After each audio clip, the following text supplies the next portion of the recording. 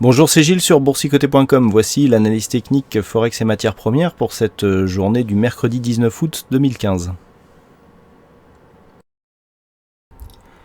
Et donc juste avant la fête de ce soir, eh bien, la paire de devises euro-dollar se place vraiment entre deux eaux sur une zone majeure, cette zone des 1,1066. On avait matérialisé ici la phase baissière. On a eu donc dans un premier temps une phase de baisse avec des oscillations entre bol inférieur et moyenne mobile 20 exponentielle. On est toujours dans ce biais. On a validé ici cette zone des 1,1066 comme résistance. On l'a eu ici comme support sur cette phase. On l'a cassé et on la retrouve actuellement comme résistance. On est venu chercher la moyenne mobile 20 exponentielle après avoir marqué des contacts avec la bande de Bollinger inférieure. On est dans une phase baissière, mais du point de vue des indicateurs, on est ici en sortie de zone de survente du RSI. Le stochastique est toujours sur un signal haussier, confirmé par le MACD. Donc on est vraiment entre deux eaux, c'est-à-dire que du point de vue des niveaux, on est baissier d'un point de vue court terme. Par contre, du point de vue des indicateurs, il y a encore de la place pour matérialiser un rebond technique. Donc dans ce contexte, sachant qu'en plus il va y avoir des annonces qui peuvent être déterminantes pour la suite ce soir à 20h, eh bien, nous avons ici une configuration vraiment qui est neutralisée. On revient sur cette zone majeure et je dirais que là, peu importe l'analyse technique, puisque c'est ce soir la macro qui va donner le prochain directionnel. Donc, par contre, ce que l'on peut repérer ici, ce sont les niveaux. Des niveaux, on en a deux d'un point de vue moyen terme qui sont intéressants. Le premier, je dirais, c'est la zone des 1,12. C'est sur une rupture haussière de cette zone que l'on validera une poursuite du mouvement haussier. Pour l'instant, le mouvement reste haussier. Vous voyez comment on est venu transformer ici cette résistance, comment on est venu matérialiser des contacts avec cette résistance avant la cassure et comment maintenant on revient la chercher ici comme zone de support. Donc on n'invalide pas du tout la reprise haussière de ce mouvement.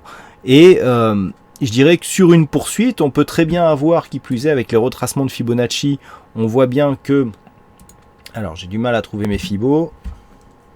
Voilà, on est actuellement donc dans la zone 50-61-8, donc on est toujours haussier, on a des niveaux qui convergent.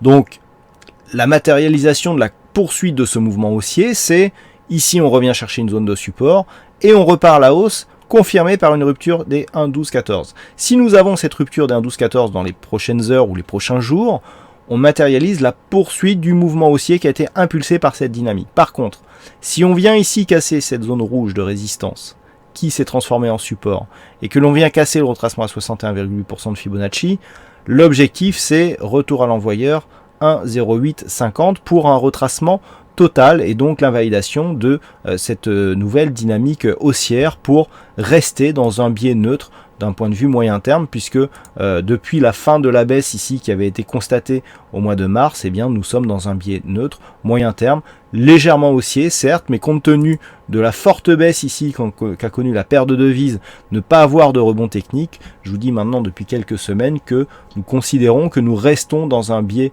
baissier, puisqu'il n'y a aucun mouvement technique de rebond qui se mette en place. Donc pour l'instant, on reste dans une configuration baissière, sauf si une dynamique ici venait à casser cette zone ici à la hausse. Alors on a d'autres objectifs qui suivront, puisque on a ici un 13,74 et surtout la zone ici des... alors on est sur une zone de point haut ici à 1,1460. Mais en attendant, ici sur ces niveaux, on reste dans une neutralisation de la tendance moyen terme. Sur le dollar yen, nous venons ici au contact de cette zone de support qui est donc une zone de support moyen terme. Je vais essayer de vous la montrer sur une vue un peu plus large. Cette zone de support, voilà, c'est une zone de support majeure sur la tendance. Vous voyez qu'on part de très très loin. On part ici de début 2014. Donc c'est cette dynamique qui définit la tendance moyen-long terme de la paire de devises dollar-yen. Donc le fait d'avoir une éventuelle rupture de cette zone de support serait un signal majeur donc de retournement de tendance à la baisse. Donc à un moment où on attend des nouvelles importantes concernant donc une possible évolution du dollar avec une possible augmentation des taux, c'est assez sensible.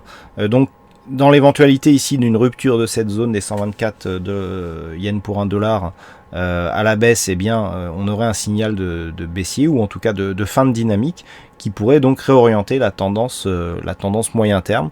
Donc on surveillera ceci. À l'inverse, à la hausse, eh bien c'est la zone ici des 125 puis 125,80 hein, puisque si on prend une vue écartée, voilà, on a ici les 125,86 même. Donc il faudrait casser cette zone pour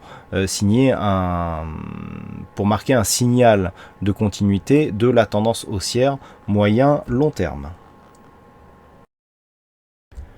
Et sur l'or, finalement, on confirme la poursuite du mouvement haussier, puisqu'après ici, cette première dynamique, on est venu consolider. Hier, je vous indiquais qu'on restait bien ici au-dessus de cette moyenne mobile 20 exponentielle. C'est vraiment frappant hein, comment cette moyenne mobile ici, des fois on me questionne sur la pertinence de cette moyenne mobile.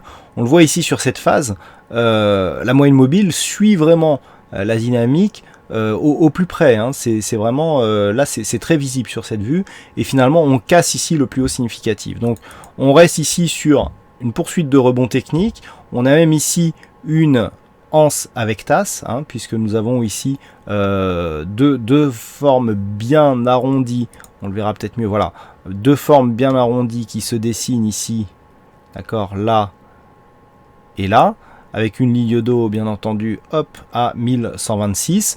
Donc on peut ici sur une accélération revenir ici sur des zones beaucoup plus élevées hein, puisque la tasse, bon je ne l'ai pas mesuré mais entre 1077 et la ligne d'eau on a quasiment 50 $, donc ça nous ramène ici aux alentours de cette zone des 1180.